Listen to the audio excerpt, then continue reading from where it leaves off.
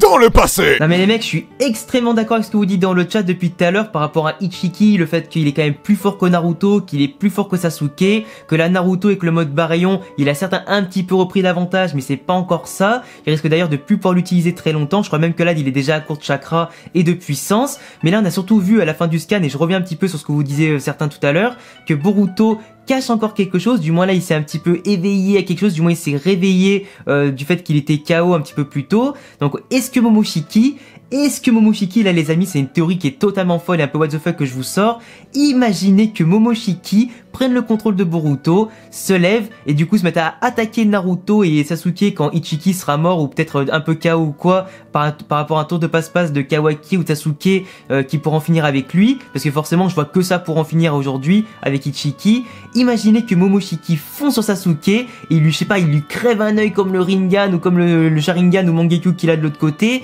pour simplement réduire Sasuke quasiment à néant, parce que déjà qu'aujourd'hui il a un peu nerfé, il a pas tous les pouvoirs du Rinnegan etc, du moins il les utilise pas tous, mais imaginez qu'il lui crève son Rinnegan pour lui enlever tous ses pouvoirs là de téléportation, d'échange et tout, ce serait totalement insane. Dans le présent.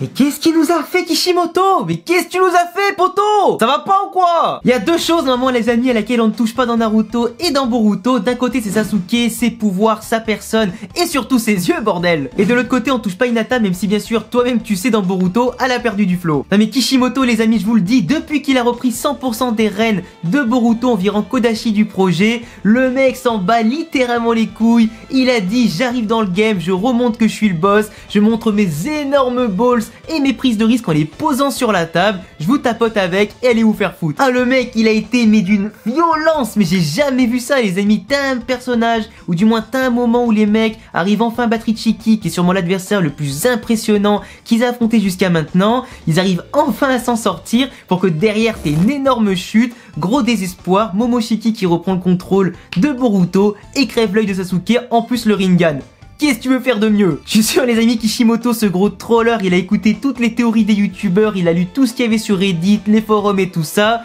Il a dit ah ouais, tout le monde pense que Sasuke va utiliser le pouvoir du Rinnegan, là, le 7ème chemin, pour ressusciter Naruto ou Boruto si jamais l'un des deux meurt, tu vois, pour se sacrifier et bien sûr les sauver. Et ben bam, je vais lui niquer son Rinnegan, je vais le nerfer encore plus de ce qu'il a à la base dans Boruto, parce que Sasuke en général, on le sait tous, il n'utilisait pas tous ses pouvoirs, il a refusé de récupérer son deuxième bras, il a refusé plein de choses et tout ça. Même si bien évidemment il a des capacités ultra cheatées comme les passages dimensionnels, les téléportations, le fait de changer de place avec un objet ou une personne et tout ça, mais il était clairement en dessous de 100% de son potentiel, et là du coup sans Rinnegan il est devenu quasiment inexistant. Enfin inexistant, il est surtout quasiment inutilisable aujourd'hui parce que les adversaires deviennent tellement puissants que juste avec un Sharingan ou un Mangekyo, du coup en plus un œil sur les deux, bah je suis désolé mais là t'es quasiment impuissant par rapport à la menace qui peut planer, et je suis désolé Susanoo, Amaterasu etc, ça doit être des pouvoirs excellents que j'adore, aujourd'hui ça ne fait plus le poids. Du coup nique les théories, nique Sasuke aujourd'hui qui vraiment en termes de shinobi va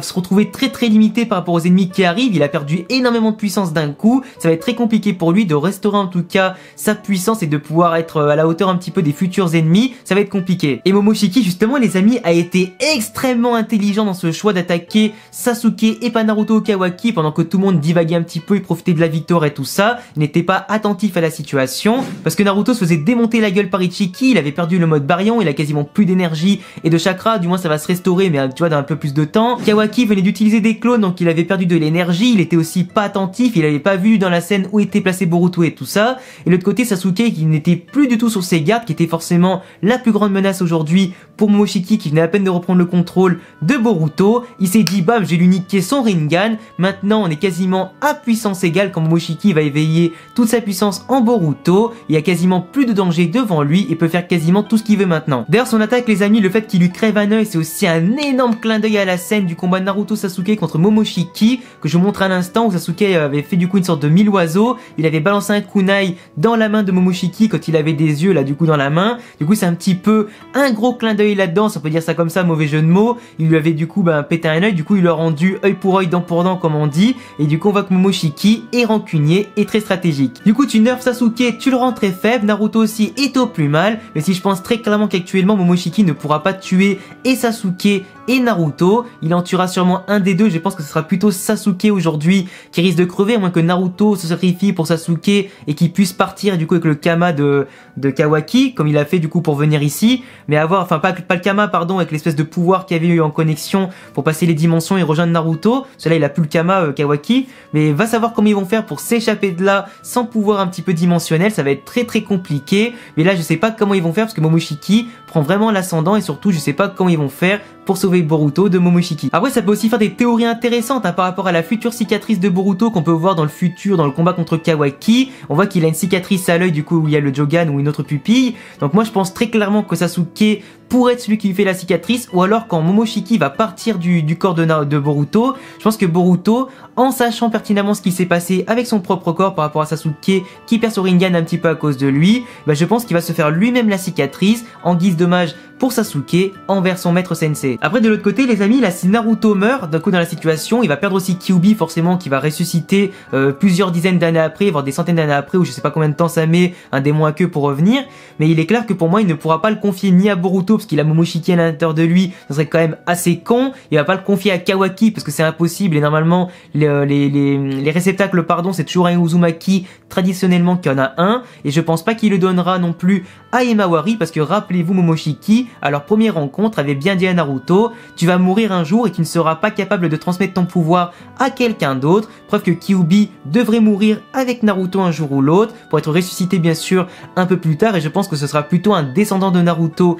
et de Boruto qui récupérera un jour Kyuubi à l'intérieur de lui pour rester on va dire légitimement dans les Uzumaki dans le futur, mais il sera pas transmis dans les années à venir. Mais vraiment là le combat il nous a quand même montré pas mal de bonnes choses. On voit qu'un Ishiki à qui il restait plus que 5 minutes était totalement en train de perdre le contrôle, la patience, il était très choqué, il avait pris beaucoup de dégâts par rapport bien sûr au mode baryon de Naruto, il était totalement panique, il devait absolument trouver un réceptacle pour survivre. Au final quand Kawaki est apparu comme par magie, il s'est dit vas-y je vais lui courir après, sauf que du coup avec l'espèce de fumigène qui empêche le Byakugan de voir à travers la fumée, ça lui faisait perdre du temps. Il s'est dit allez il tient un Naruto, je vais buter Naruto, du coup si tu bouges pas ton cul dans les 20 secondes je bute Naruto à ta place. Et bien sûr Kawaki en tant qu'enfant qui est très reconnaissant de tout ce que Naruto lui a appris, qu'il a recueilli, qui lui donnait entre guillemets une nouvelle raison de vivre et surtout de nouveaux objectifs de vivre, forcément il tient un Naruto, du coup il débarque. Mais quoi de mieux les amis comme clin d'œil à Naruto, comme magnifique référence que de vaincre Ichiki avec un clonage. Et j'avais déjà eu raison dans mon dernier live quand j'avais parlé de tour de passe-passe bien évidemment avec le multiclonage. Je suis d'ailleurs très surpris que Ichiki avec ses capacités il ait pas réussi à déceler que c'était simplement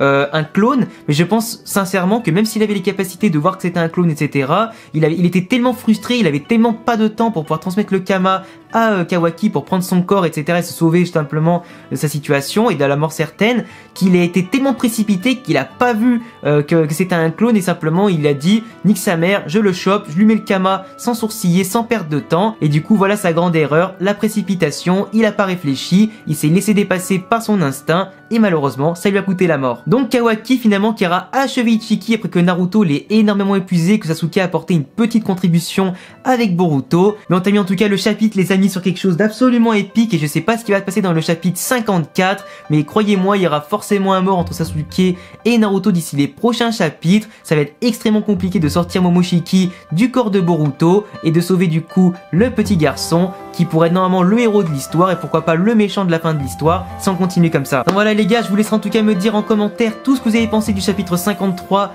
et de ma review. Je vous laisserai forcément vous abonner, cocher la cloche si vous aimez mon travail et Boruto et Naruto en général vu que je fais beaucoup de vidéos sur ce manga là. Je vous laisse également vous abonner, cocher la cloche, laisser un gros pouce bleu et surtout me rejoindre sur tous mes réseaux qui s'affichent ici ou qui sont en description. A bientôt les amis pour prochaine vidéo, ciao.